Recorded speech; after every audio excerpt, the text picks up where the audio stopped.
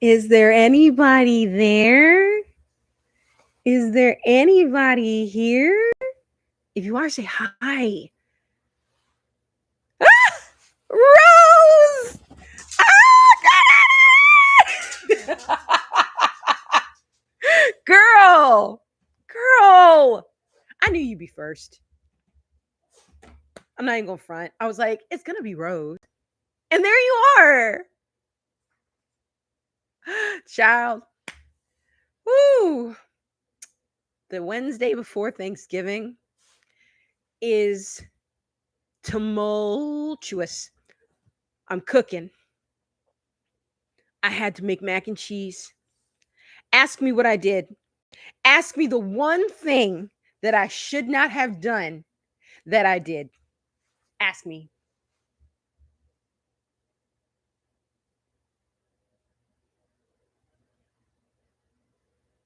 Yes, Nina has been on 10. And when she goes off, Monty joins her. And then he looks back at me like, what are we barking at? And it's like, you let her goad you every time. You take the bait every time. And it's because she doesn't like where you were on the sofa next to me. So now you've liberated the spot and she can come and sit where she wanted to be. He falls for it like clockwork. He ain't learned yet. Oh, slow mode. Try not to spam the post. How do I change the slow mode? Slow mode? Slow mode? Customization. Okay, I'm turning off slow mode.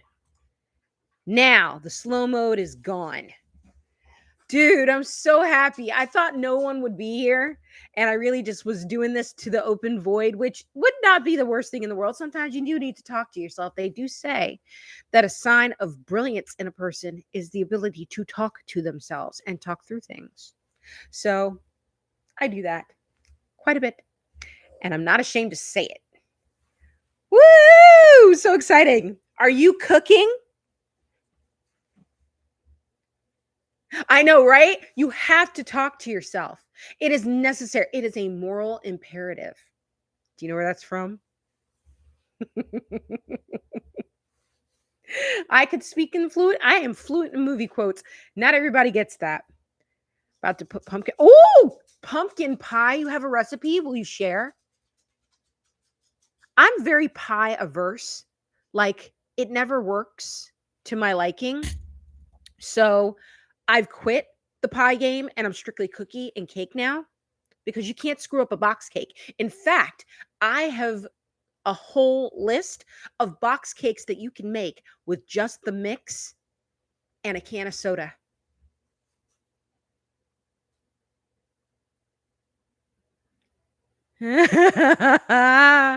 Oh man, make sure that at some point you get me that recipe. Yes, really, soda. There's a let me look it up and I will put it here and you can screenshot it. Say hi, pumpkin. That's as good as it's gonna get. Box cake soda recipe. You're gonna love it. There's like Diet Coke and chocolate cake makes the best chocolate cake, the lightest, the fluffiest you've ever had. You just take the box cake mix, put it in the bowl. Take a can of Diet Coke, put it in the bowl. Alchemy. Stir it up. Bake it. Done.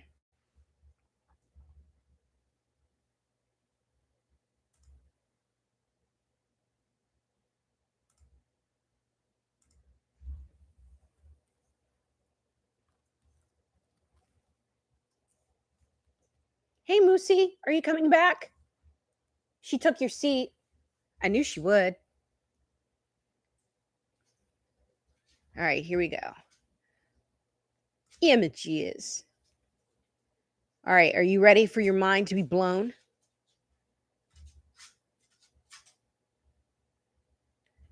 Where is it? All right, here it is.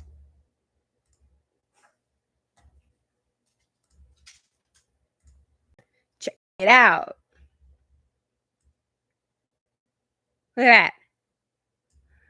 Chocolate cake and root beer. Lemonade cake is lemon lime soda with lemon. The ginger spice cake is no joke. The ginger ale with the ginger spice cake, or if you can find it, Verner's soda in that cake box. Ooh. And then you take buttercream icing. You will have me going to the grocery store on a Wednesday night to do this, aren't you? Damn it, Rose. Damn it, Rose. Darn you to heck.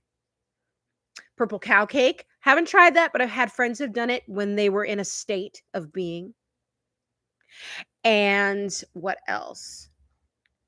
Oh, and the orange creamsicle. I have heard people say that that's delicious too. So yes, give it a shot. You'll love it. It is basically magic. Yes. Baking is the best.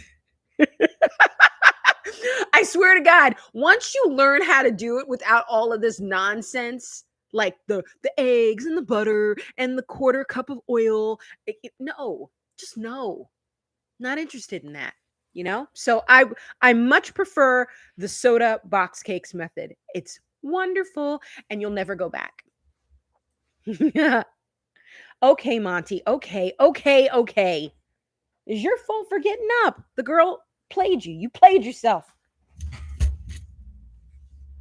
the middle of my stream, you got me picking up your heavy ass. Come here.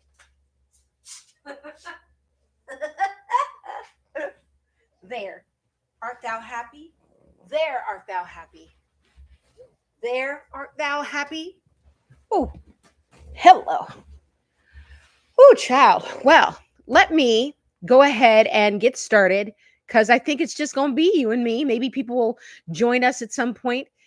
But really, this was an opportunity just to connect and see if I could make this work. I've never tried any of this. Can you hear me? You hear what I'm saying in the mic and you can see me okay and we're all good? From scratch is I make macaroni and cheese from scratch. I do that. And it's only been the last 3 years that I've done it, but every year it's different. And this year's I think is the best, but it's also the most simplistic. So, yeah. Oh, you blocked off the hour for me.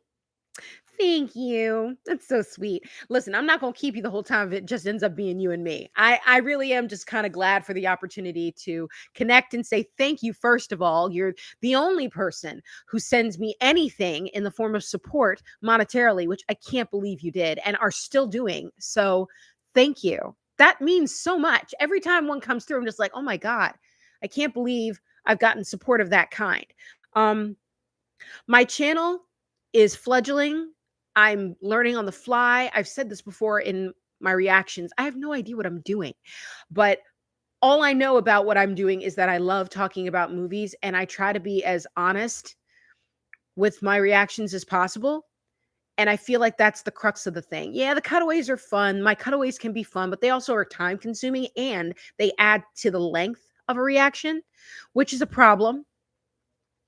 I need to get my reactions to be somewhere in the realm of 35 to 45 minutes max. People don't want to give me more than that. And I honestly don't feel like they should have to.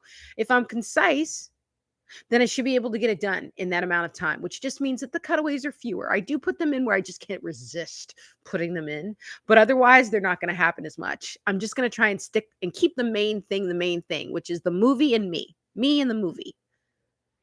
The movie does its thing and I respond. So yeah. That's what I'm going to be doing going forward. Let's see. Matter said, yeah, mac and cheese. I do like that. Annie's brand is good. I like the Trader Joe's one, the one with the chilies in it. That's yummy. I like Kraft mac and cheese. I like it. It's yum.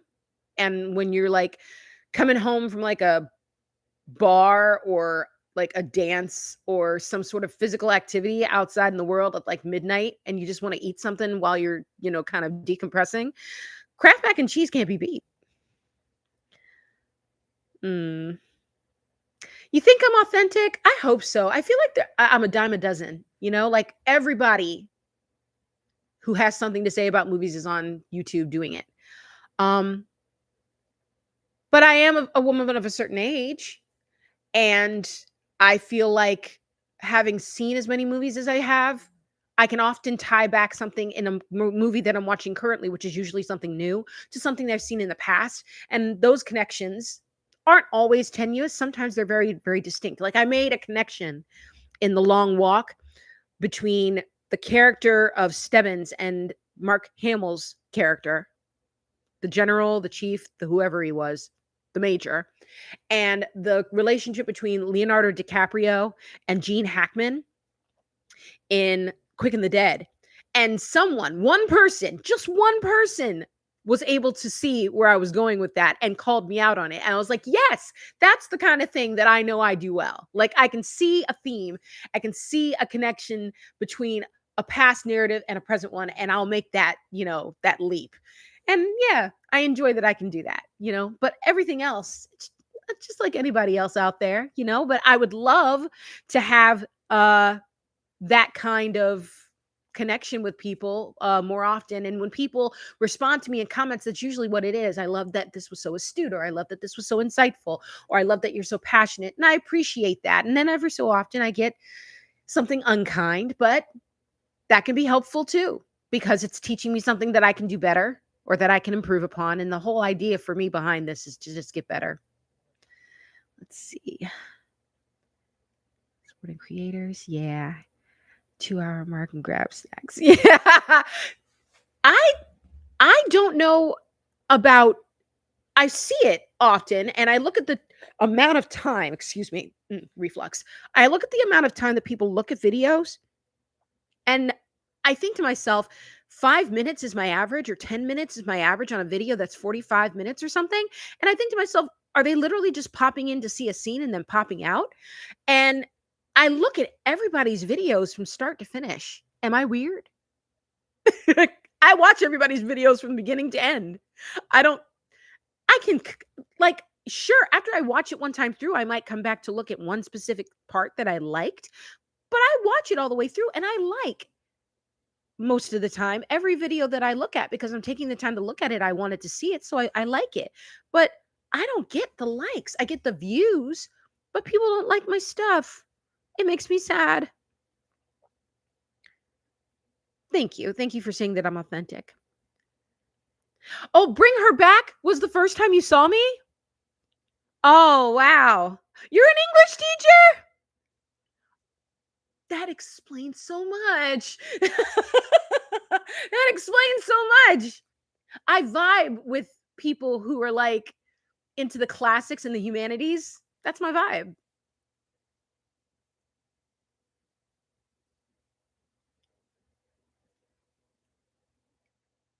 Not nobody, because I wouldn't have seen it if other people hadn't. I guess the algorithm has been very good about the people that I frequent and what it is that they're looking at, because Bring Her Back was all over my timeline.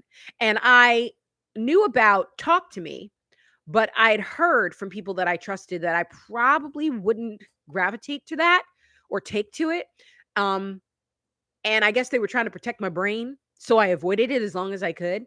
And then Bring Her Back came on the timeline, and it just kept more and more people that I watch were watching it. And I said, okay, well, if that's the case, then I should probably look at it for myself and do a reaction to it. I had just finished K-pop Demon Hunters, which was also something that was filling up my timeline.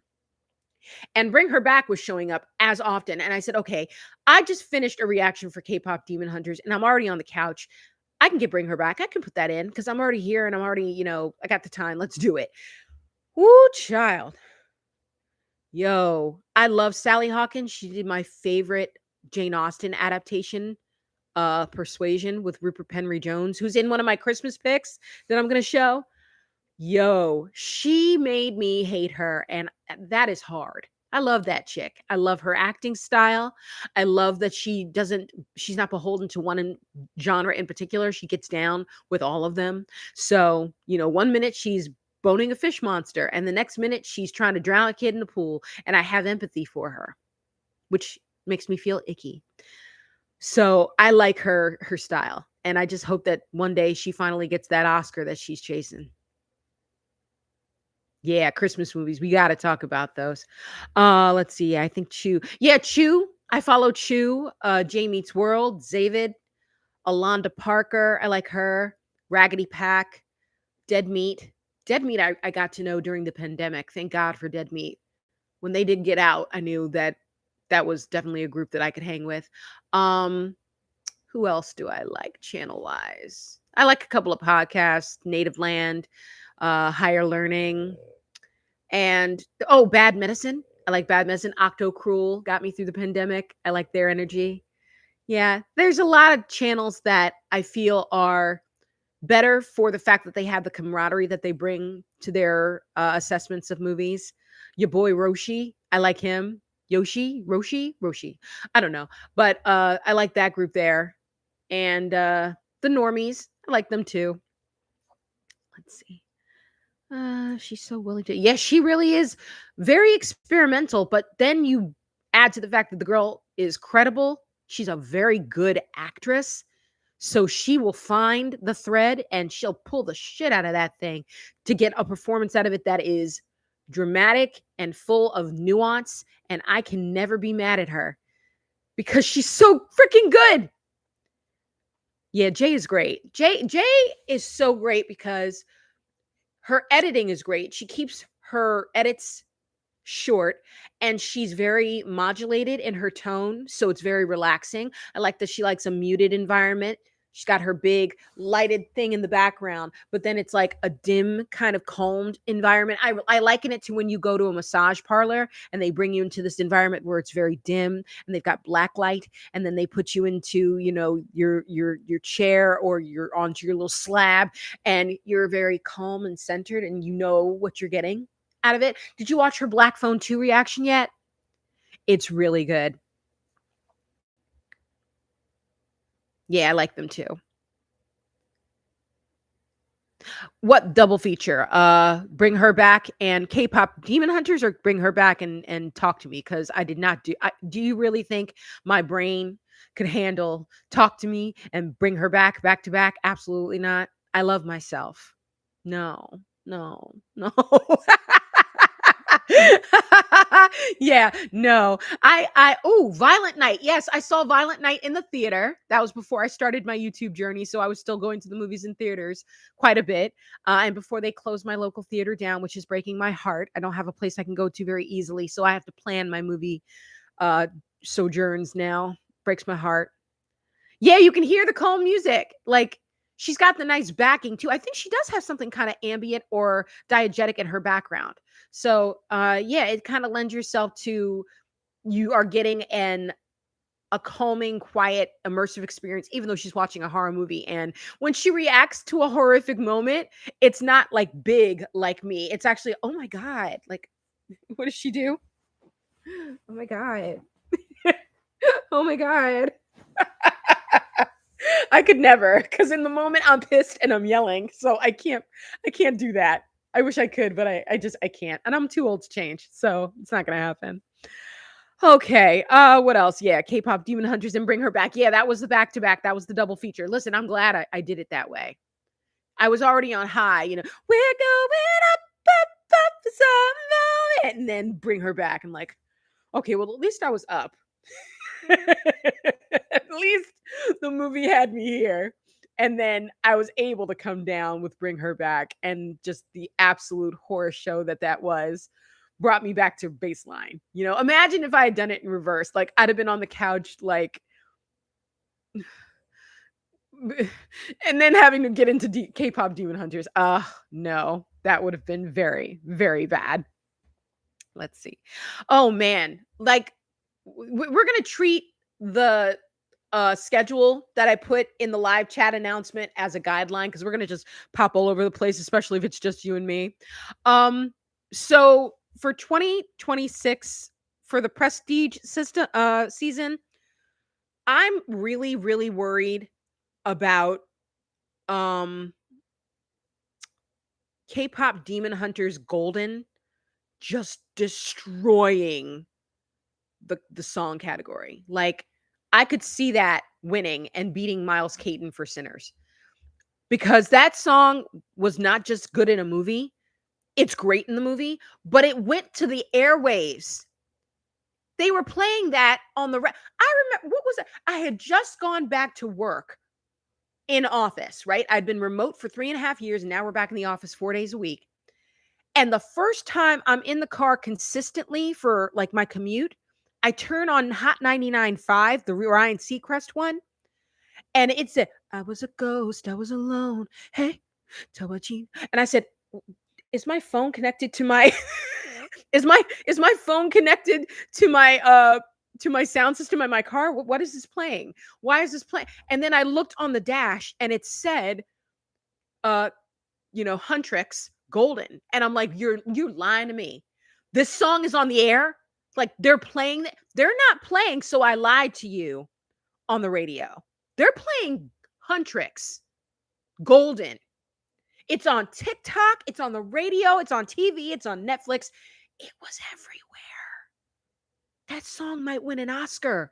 It's eligible. Mm, mm, mm. Yeah, great score. Let's see. And then Crash the Pool. Yeah, like that's gonna be the best. Yeah, yeah, yeah. It's gonna Sinners, y'all. Oh boy. People need to mentally prepare.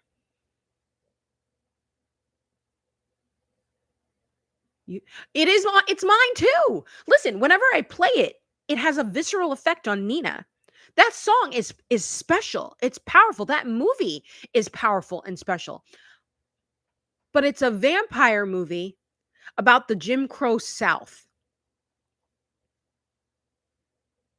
I mean, do you want me to lie to you? You want me to tell you the truth?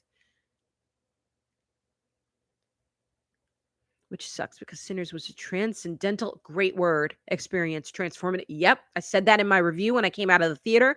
I said it in my reaction when I reacted a couple of weeks later. I agree with you 100%. All bops, no flops. More than power, more than power. Dun dun dun dun dun dun dun dun dun dun dun dun dun dun. Your idol, I'll be your idol. Come on now. Mirror, mirror on the wall, who's the baddest? Us, hello. It's so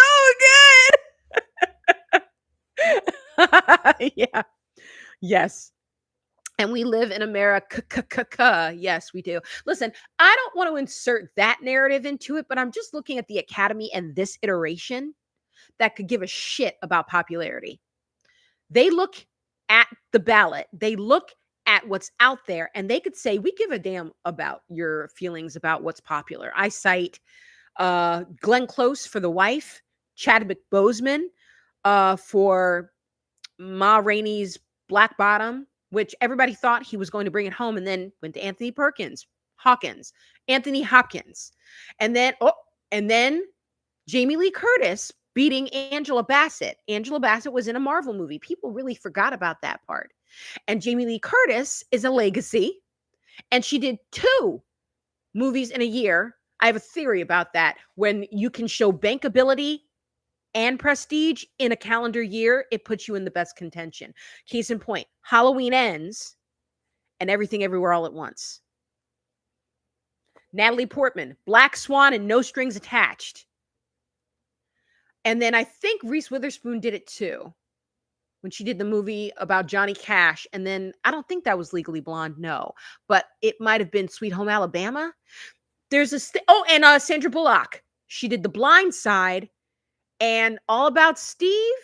Like there's a thing about the Academy liking the fact that you can prove you're bankable and do prestige. And Jamie Lee Curtis is still a genre actress, so it's still a win. We still got something out of it. It just wasn't the one that everybody was kind of hoping it would be. Let's see. And you were one of the few people I follow who understood Grace. Don't get me started about Grace Chow. Justified. She saved a town because she understood that the needs of the few did not outweigh the needs of the many. Sorry, I'd have done the same thing she did. Y'all can be mad if you want. It wasn't just about the people in that place surviving. It's about the fact that if those vampires had gotten away, we're all toast. We would literally be cocktails, just waiting. I realized your idol also said, what's Desiree? Desiree, what's that? Is that a K-pop band? GLC and Everything Everywhere All at Once. Thought Joy should have. You know something? Is Joy the girl who played the antagonist in that movie? Grace was right. Yes, she was.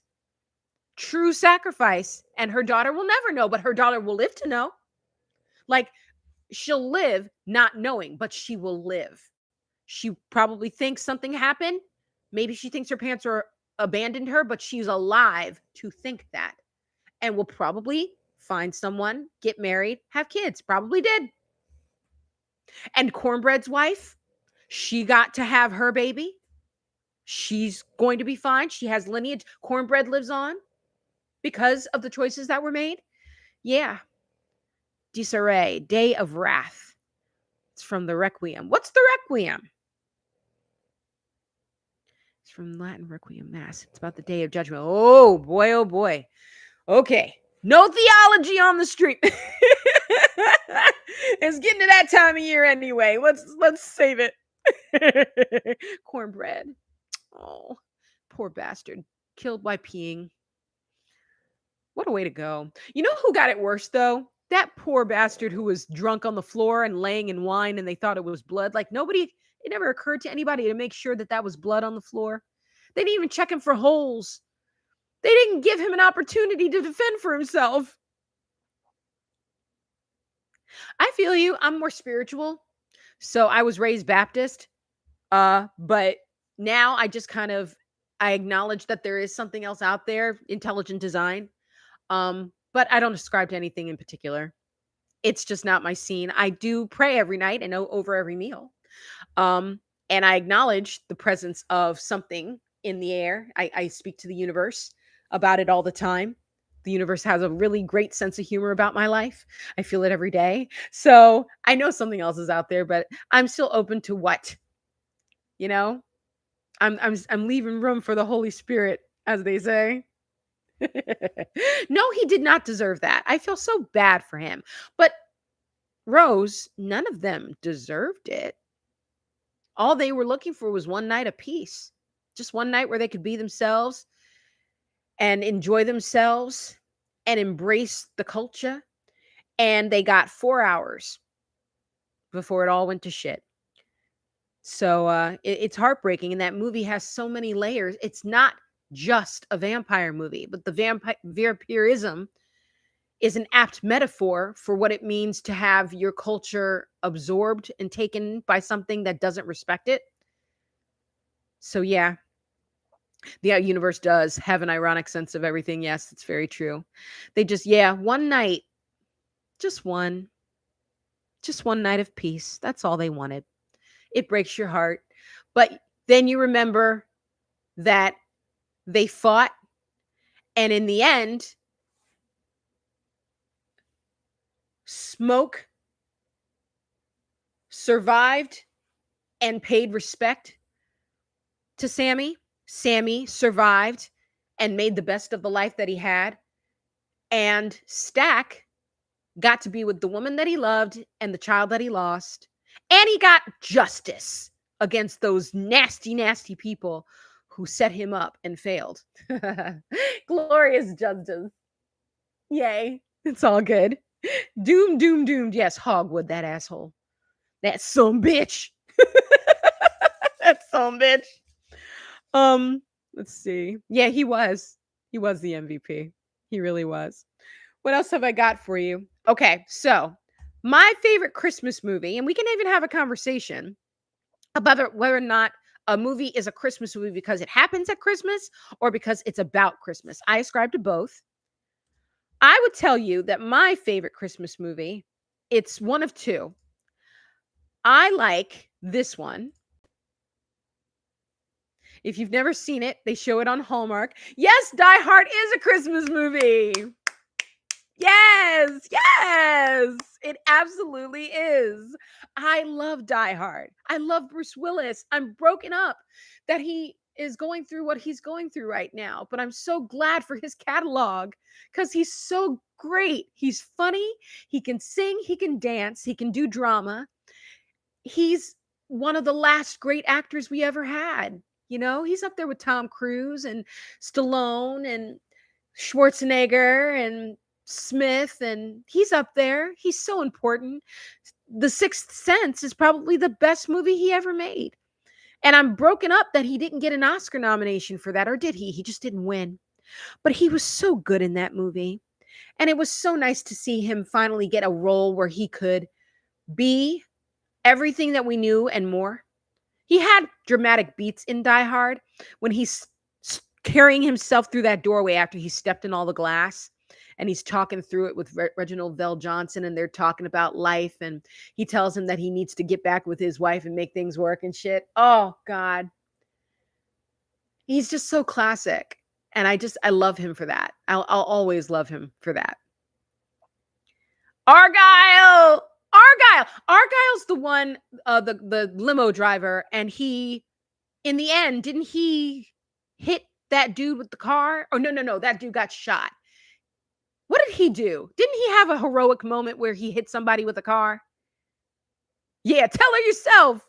Or there's just so many great moments in Die Hard, right? There's the moment where Hart Hansen thinks that he's doing something, and he doesn't realize that he's setting himself to be killed. And the realization when he's drinking the soda where he realizes that the jig is up is such a great scene. He played that to perfection.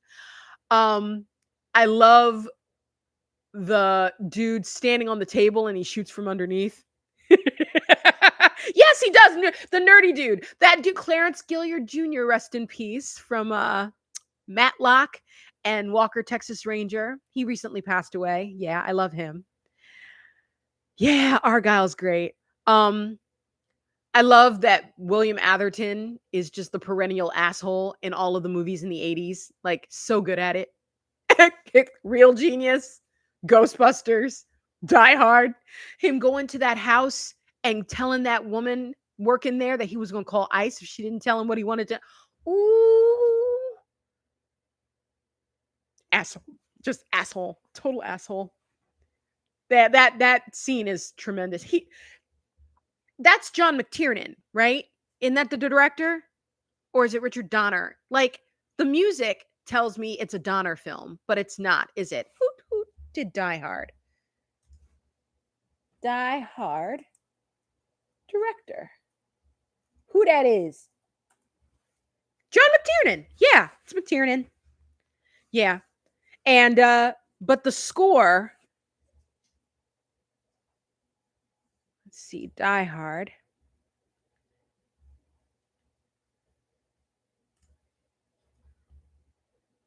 Cinematography by Jan de Bont. Speed, Twister. And score, Michael Kamen. Yep, Michael Kamen did all the Lethal Weapon movies. I'm operating on 10. Yeah, I love Die Hard. It is a Christmas movie. End of discussion. Is Nightmare Before Christmas a Christmas movie? Oh my God, Alan Rickman. No.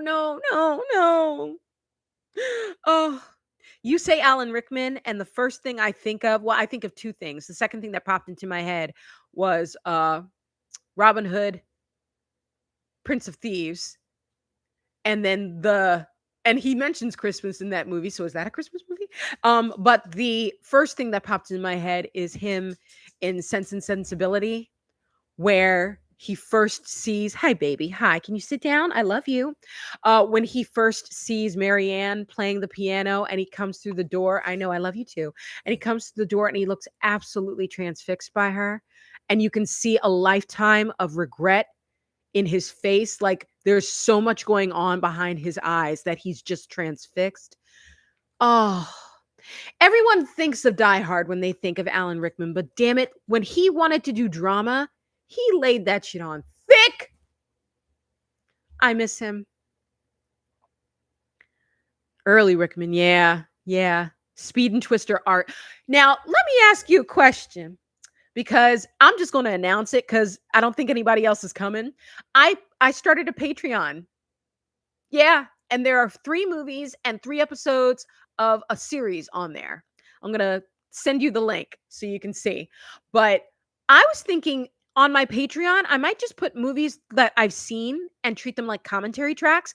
And what I was going to do was Speed, Twister, and Twisters to kind of have a through line of Jan de Bont movies. Twisters, I was just going to put on there because I wanted to watch it again, and I figured I might as well record it. But I think I might do that this weekend and add them to the Patreon. Would you want to see that? Would you be cool if those were paid tiers? Oh, really? Would you? Honestly? Honest and for true? Yeah. Colonel Brandon, yes. When he starts to read to her after she, almost got herself killed waiting for Willoughby on the hill in the rain, and they're sitting outside, and he says, "There's nothing that cannot be found if sought." He always lingers on a consonant, and it's so freaking hot. And then she says, "Shall we continue tomorrow?" And he says, "No, I must away." "Where?" "It is a secret."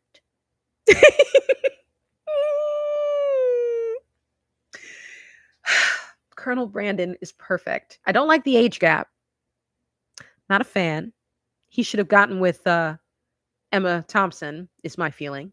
Which is why when they showed up together in Love Actually, I wasn't mad. I was mad that he cheated on her or was thinking about cheating on her.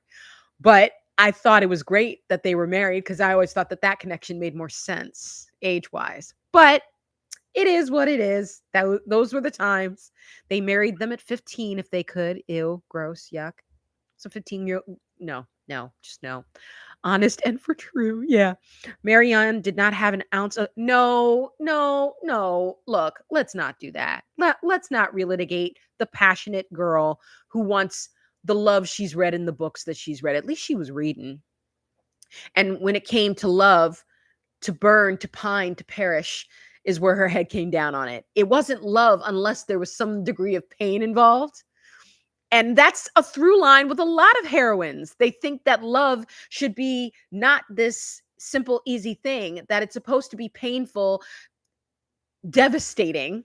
Even Olivia Pope on Scandal said that, I don't want easy or delightful or polite love. I want pain and passion and suffering. Don't you want that too? And it's like, Liv, no, what you have with Fitz is awful. And is it love, question mark? It's just a little bit crazy, the two of you. You guys get people killed for your love, and Marianne almost got herself killed for her inclination towards Willoughby. But to be clear, he never did say the words. So she might have been loving on her own. And he might have been all in and maybe have gotten there if he had the money, but he didn't. Love Actually has such a weird place in my heart. Yeah, it's such a great movie. It is a late classic, right? Like you really think about classics in 2009, or is it 2004? Yeah, because it was shortly after The Towers came down. And I remember that in the intro, Hugh Grant talking about when the towers were coming down, they weren't messages of hate or slander. They were messages of love that people sent. And it was like 3 years later. So yeah, classic growing up and looking back at the anti-fatness through them really makes me feel, well, 2004 was a different time. Hey, I say that as anyone who, yeah, I know, we all do. We all feel for that poor girl. We all feel terrible that she could have had a fiery, bristling, passionate love affair, but she called it herself, the more pragmatic version of herself. He would have put the needs of his checkbook before the needs of his heart, and if his regrets are anything like mine, he will suffer enough. She got it. In the end, she got it, and she accepted it because she took on Colonel Brandon and probably was very, very happy in old age with him. Let's see. And now I'm like, just use words. Yeah. Oh my God. Yeah, buddy. I was thinking about doing a rewatch for Patreon of Scandal too. It's only 8 seasons, and every single one is good, especially season 5 when they introduced Susan Ross. My MVP. Susan Ross rules. When we met her, oh my God, I called that when we were first seeing Eli talking to Scott Foley at the Capitol, and she was not getting any scenes with him. I said to somebody in a chat on entertainmentweekly.com, I said, I bet you any money at some point we're going to get them alone in a room together. And she's going to go, Dad? And that's exactly what happened. He got her in the car and it was, Dad? I knew it. I knew it. And Joe Morton is amazing. You love that she is a door marked exit. He's so good. He's so good. Let's see. Yeah, Love Actually, another movie with a lot. Yeah, a lot of age gap relationships, especially between Alan Rickman and his secretary trying to get with that. Who else? Who are the other age gaps in that movie that are Hugh Grant and his secretary that he goes looking for. She's in her 20s, right? Okay. Who else? Age gaps. Thomas Sanger and that little girl, they're in the same age group, they're in the same class. Nothing wrong with Laura Linney and Cristiano Ronaldo or whatever his name is. Nothing wrong with Denise Richards. Is it Denise Richards? And the big knob guy. Nothing wrong there. Nothing wrong with Martin Freeman and that woman from Hell. Nothing wrong there. Who else? There's another couple in that movie. Who am I missing? Oh. Okay, I think I know who you're talking about. Keira Knightley. Oh, no! Colin Firth and the housekeeper made sense. How old do you think Colin Firth is? Jamie was young. She was young, for sure. She was on the young end. But she's probably in her 20s. And he was in his late 30s, early 40s. That made sense. Keira Knightley was 17 at the time and Chiwetel Ejiofor. Wow. She would have been more age appropriate with Andrew Lincoln. How do you feel about that story? Do you think her doing what she did was inappropriate because she stands at the door, she hears the message, she takes it in, and then she runs out there and kisses him? How are we feeling about that? Okay, that's fair. I don't think that you should dip in the company ink. Never dip your nib in the company ink. That's what they said in Bridget Jones's Diary. So you're absolutely right about that. Completely agree. Cosign. Edward Cullen, not Twilight. Love Actually, yeah. Like Edward Cullen was my first. Listen, I like the story of how they came to him for the part because he had such a supernatural looking face. Like he didn't look like a normal dude. He had like that unbelievable forehead jaw combination that when you put iridescent makeup on it, he looks otherworldly. He does look like a man out of time, and he does look like a supernatural creature. It lent itself to that. Watching him in Goblet of Fire is an experience. If you watch Goblet of Fire after you watch Twilight, I don't know. It just changes the dynamics a little bit. I can't explain it. It's fair. Maybe the employee. Yeah. I think he was more inappropriate than she was. Who was more inappropriate than she was? You think the housekeeper was wrong to try and get with Jamie?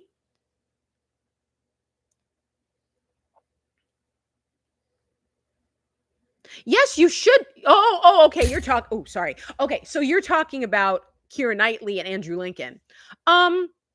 She thought he hated her. And she was relieved to know that it wasn't hate, but that it was love. And being emotionally intelligent, she knew that closure for that man was important.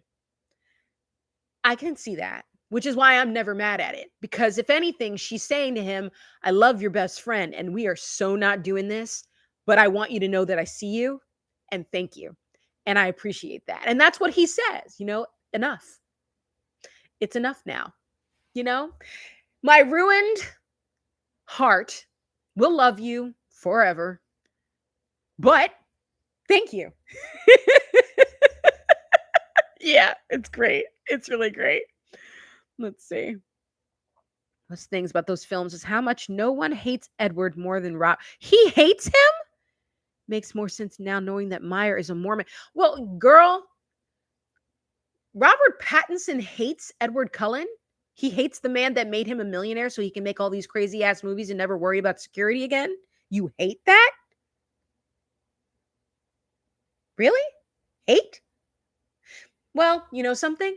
Hate is not the opposite of love. Indifference is. So if as long as he's not indifferent, because indifferent means they'll never make another movie. And he still looks like himself. And so does Kristen. So if they ever decide they want to do something with that property again, they can still do it in the next 10 years.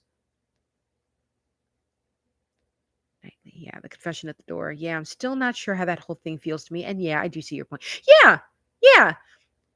She knew she couldn't do anything with it. What's funny is if he had just been honest earlier on in that relationship, she might have chosen differently. Because she does like him. She always did, but she thought he hated her. If he had been more transparent, who knows? Chiwetel might be the kind of guy who's just like, I think that the dynamic between you two, I don't want to get in the way. Maybe you two are better suited. Who knows? But letting her think that you hated her was a choice. You played that wrong, bro. You played that wrong. Okay, let me see what else I've got on my to-do list so I don't miss you on the thing. Okay, so yes, Crown for Christmas is my first favorite holiday movie. My second favorite is a movie with Roma Downey called Borrowed Hearts with Eric McCormick. I adore this movie. I watch it every year. Sometimes I watch it outside of Christmas.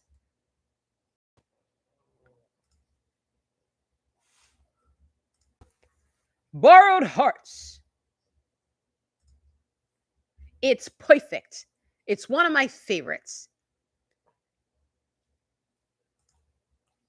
Yeah, if you ever get a chance to watch this, I don't want to spoil anything. I'm not going to tell you what it's about, but there's a really great scene because Roma Downey usually does like the kind of religious kind of chastity belt fare where there's no kissing or hugging or nothing like that. But there is a great scene. It's deleted in some of the versions of it where she and Eric McCormick are having like this kind of spat, and he starts talking to her about this charade that they're putting on, and he's like, "Tell me you don't think about me when you're lying in my bed at night." Oh, it's so good. But it's also very charming. And I like it because it's a story about a guy who's never really had familial love before. And when he finally finds something like that, how it changes him. It's also got Hector Elizondo in it from Princess Diaries and Pretty Woman. And I like his character because you don't really know what he is. And I'm not going to expound on what that means, but when you watch it, you'll understand what that means. It's such a good movie. And it's short. It's less than an hour and 30 minutes. So if you can watch Borrowed Hearts and A Crown for Christmas back to back, you'll leave the night feeling love. It's good stuff. Let's see what else. Oh, Much Ado About Nothing 1993 or Much Ado About Nothing Joss Whedon. There's a difference.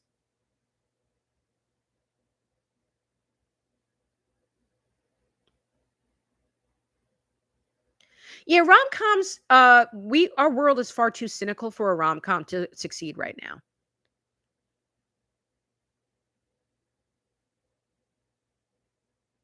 Yes! Yes! 1993, Much Ado About Nothing. Love me? Why? Against my will, I am bade to tell you, come into dinner.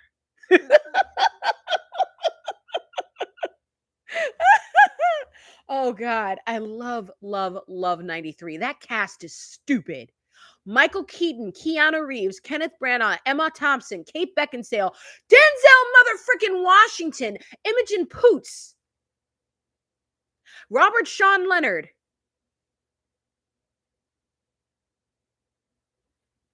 That movie goes hard. And it didn't have to. You know what I mean? Like, that cast was stupid. And the fact that they got that movie made. Keep the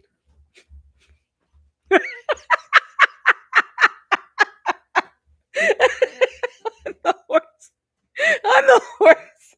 On the fake horse. Him and his compadre. There's all in on the fakery of it. So stupid. I love it to death. It's great.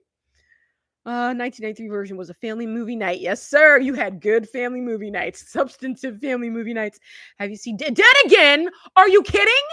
Are you kidding? Are you kidding me? Derek Jacobi? Oh my God. First of all, for years, I slept with a pillow like this. Like for the longest time, it started there because the idea that she was asleep and that dude came in there with a pair of scissors and ended her. Whee! Did you guess the killer? Ooh, these are for damn girl. Deep cut quote. What? Oh my God. Great taste. I like that movie is so weird. Isn't Wayne Keaton or Wayne Newton? What's his name? Wayne something, the guy from Jurassic Park. Isn't he in that movie? That movie's tone is so weird. You could tell that it was the movie that the studio told him he had to make in order to make something else. Like he didn't want to make this movie, but he made it. They made it because they were married at the time because they wanted to do something more. So I get it, but I love it anyway because it's so fun. Like there are beats of comedy in that movie that should not be there, but because they're so good, they could add that nuance and it made sense. I'm always haunted. There's two movies that do something similar. The Woman in White. Is it The Woman in White with Lucas Haas and Katherine Hellman, where Katherine Hellman gets murdered in that movie, and the way that Derek Jacobi murdered his mother in Dead Again is just so haunting. Like when he starts stuttering, you know shit's about to hit the fan. And him coming to her and like you can feel something is wrong. You can feel something is off. And then he takes her out with the pillow and it's so sudden. Like the camera's on her and then the pillow comes in from the corner and you're like, ah! The movie is so good. It's so good, but it's scary as shit. It's so scary. And I have a hard time watching it over because I know that scene is coming, but I do love the ending with the slow-mo running and then him positioning the scissor sculpture. Perfect. I know. Pillows do that. It's so crazy. It's so crazy. Yeah, it's crazy. Oh boy. Yeah, it's scary that the things that you learn on a movie, there's so many things that I know because of watching movies and TV. Like I've seen every episode of Bones at least twice, and there are things that I know, like that I should not know because of Bones. I am not Roman. I know. Just utterly quotable. If you know the movie, you never forget the lines. But the way that they shoot the black and white scenes, like old timey, It's such a pretty movie too, Oh, let's see. The movies for you. Suspected and Robin Williams too. What about Robin Williams?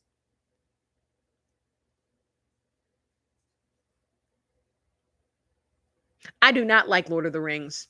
I saw all three of those movies in the theater. They were fun theater experiences, but I have not gone back. I don't think I could. I don't think I would. What's the story, Wishbone? Let's have another tale. Seeking on adventure with Wishbone on the trail. Come on, Wishbone. What's the story, Wishbone? I remember that. Williams in Dead. No, Robin Williams is not in Dead Again. No, he's not. No, he's not. I would remember that. No, he's not in that. Shake a leg now, Wishbone. Let's wag another tail. I used to watch that on Sunday mornings when I came home from church. No, it's not Robin Williams. It's Derek Jacobi, who looks like Robin Williams, and Wayne, whatever his name is, Newman, the guy who plays Newman on Seinfeld and is in Jurassic Park. I could swear he was in that movie. Damn it, girl, you gonna have me looking this up? Sweet Georgia Brown. Dead Again movie. No, not that Dead Again. Dead Again from the 90s. How many movies named Dead Again are there? There it is. God, I love Emma Thompson. Have you seen her in Beautiful Creatures?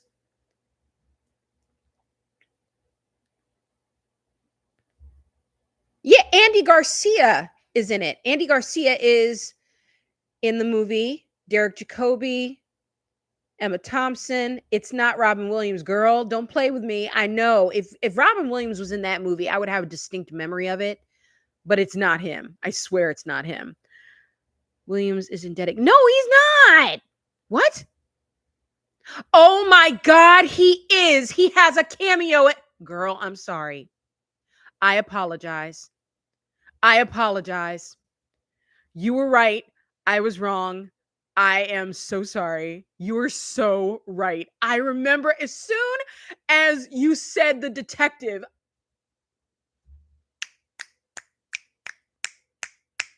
Well played. Well played. You were right. I was wrong. Shit. I'm gonna have to watch this movie again. I could have sworn you were right. You were right. You were right. You were right. Oh my God. Very good catch. Damn. Nobody talks about him in that movie. He was on his way. Wasn't that just a couple of years removed from Good Will Hunting? Yeah, because Good Will Hunting was in 97. He was already starting his trajectory towards being a dramatic actor, to where Good Will Hunting would get on his radar and he'd win an Oscar. I'm so glad that he got it before he passed away. You were born in 1991? Okay, all right. I'll do a Patreon commentary for that for Christmas for you. Okay? I'll do the whole damn thing. The dogs will be here. There might be ad breaks. You'll suffer through the ad breaks, right? Do I need to edit ad breaks out of my Patreon? Do I have to? You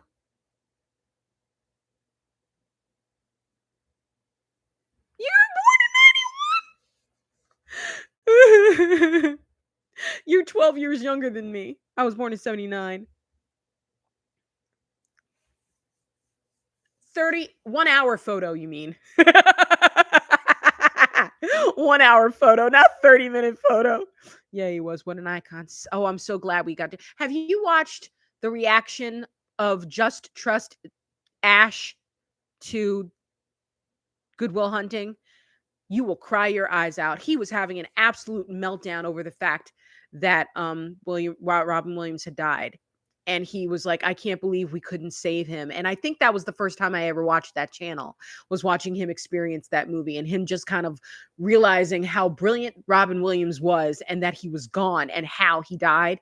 And he had a breakdown, and Hannah, his girlfriend in the videos with him, was sharing in that experience with him. And I think it was a really visceral moment for them both, but for all of us too. And comments were flooded with, I feel that way too. I miss him. I'm so sad he's gone. I wish that he hadn't gotten Louis' dysmorphic syndrome, whatever it was that made him feel like he had no way out. It breaks your heart. It really does. Does this thing shut off when I get to an hour? Let's see. Oh, honey, everybody thinks I'm in my 30s. Do you want to know what I was doing in my 30s? I'll tell you, since it's just between us girls. From the time my mother was 20, from the time I was 26 to the time my father passed away was about 12 years, and my parents were sick. So I was a caregiver.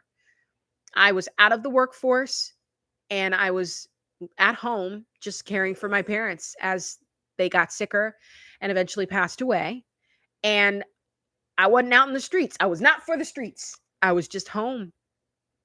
And I didn't do anything.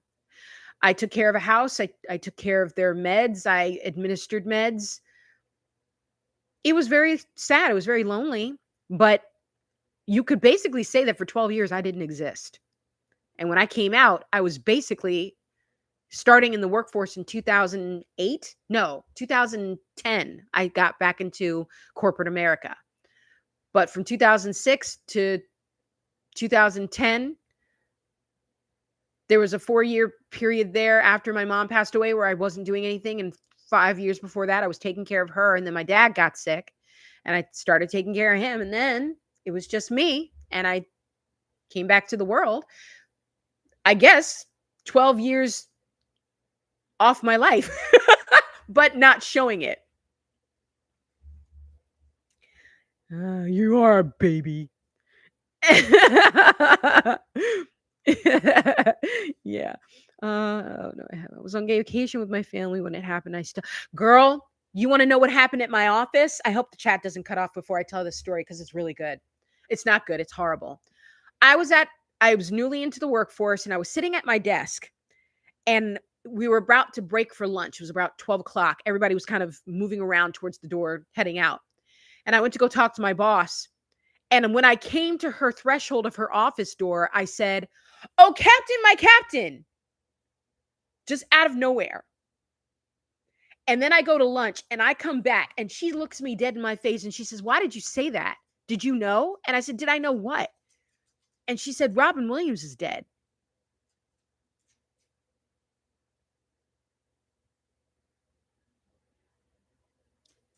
Yeah.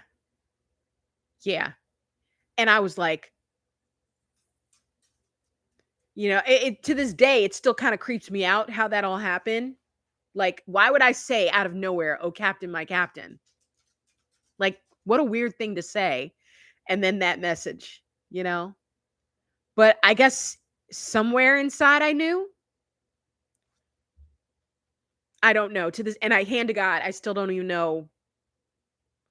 I always think about that. Like, I had uh, a thought about the principal from Lean on Me, the one that Morgan Freeman played. People called me Crazy Joe. Now they can call me Batman. I had that thought. And then within like a day, news came out that that dude had died. And there was something weird about Prince, too. Something happened with Prince. And I was at the office again. And somebody came up to me and was like, "Prince just died." And I was just like, what the hell? Like, why am I always a little in front? Like, almost like there's a disturbance in the force. Yeah, attuned.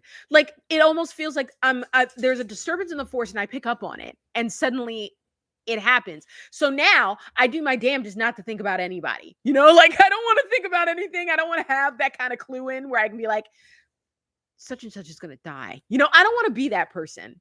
It's bad enough that I have female intuition and it's actually pretty damn strong about things. It keeps me out of hairy situations. Like, if I feel something is off, I usually listen to that sense in myself and go with it. But damn it, I don't want that. Oh my goodness. Okay, so here's what I'm going to do. I'm going to find my Patreon here. How do I share?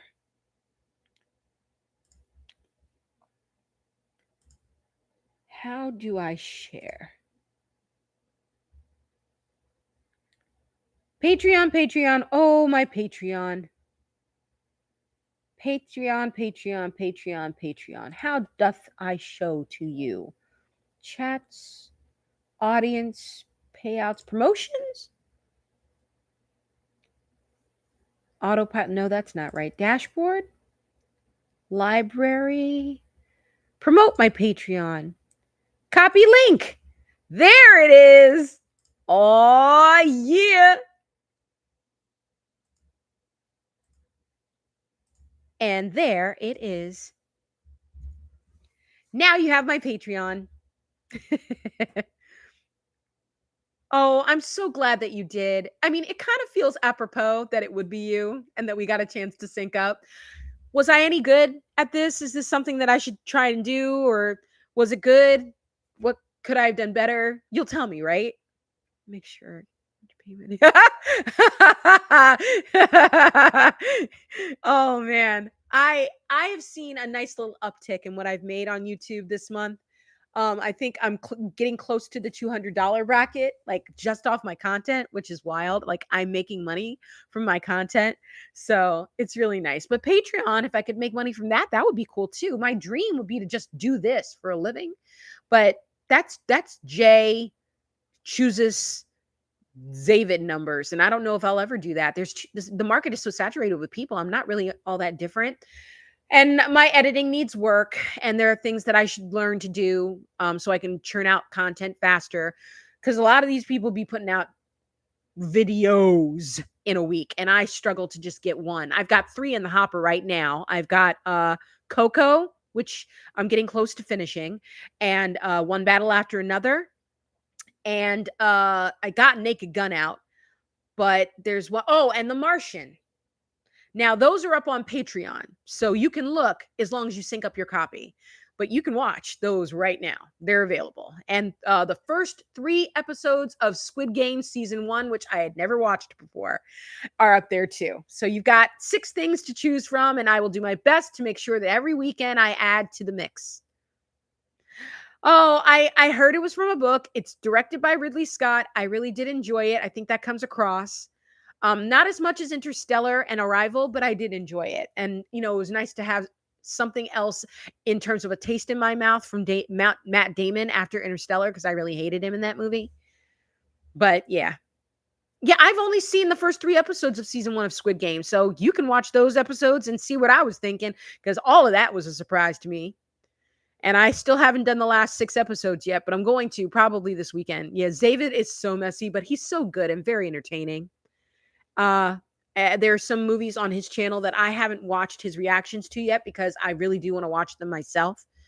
One of them, I keep, the only one I think I haven't had a chance to watch. Well, there's several. That's not true. But the one that I really want to watch myself before I watch his is Circle. So I'm going to try and get that in there at some point. Hmm. Yo, that cast in The Martian is stupid. Like, every frame of that movie had somebody else. I was going, oh my God, Sean Bean. Oh my God, Chiwetel Ejiofor. Oh my God, Jessica Chastain again. Oh my God, Sebastian Stan. Oh my God, Kate Mara. Oh my God, oh my God, oh my God, oh my. It was whiplash. It was whiplash, but it was totally worth it. And I enjoyed it. I really did. Yeah, it was a good time.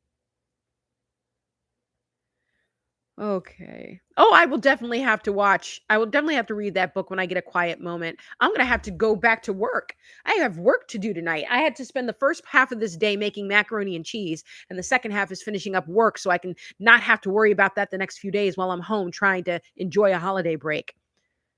Yeah, I know, right? Yeah, because he was Boromir. Sean Bean is great. I enjoy him. He's a real utility player of an actor too. You know, he does science fiction, action, drama, romance. He can do it all. I liked him in Jupiter Ascending. Yeah, Ridley Scott. Yeah, shit. If Ridley Scott calls you, you're doing the movie. There are just some actors, there's just some directors who've got it like that. Yeah, this is a publicist. Yeah, so Ridley Scott called. I'm in. Whatever it is, I'm in. I'm so in. I don't care. Does he want me to lay on the floor? Fine. I'll do it. Day rate. It's cool. Let's go. Thank you. I hope I do too. Hey, you do. Okay, don't forget the pumpkin pie recipe. That matters. It matters to me. Okay? I want to know. I think so too. Jupiter Ascending is great. I'm going to do a Patreon to that. I love that movie. And I love Channing Tatum in it. And people really need to get on board, because the Wachowskis put their foot in that movie. And one of the actors in that movie was on an episode of Bones when they went to the UK in season 4. I love Bones. They have all the horror movie actors. Okay, I'm letting you go. Please check out my Patreon, okay? I'm so glad we got a chance to connect. Rose, have the best Thanksgiving. Thank you for coming to my first live chat. I appreciate you.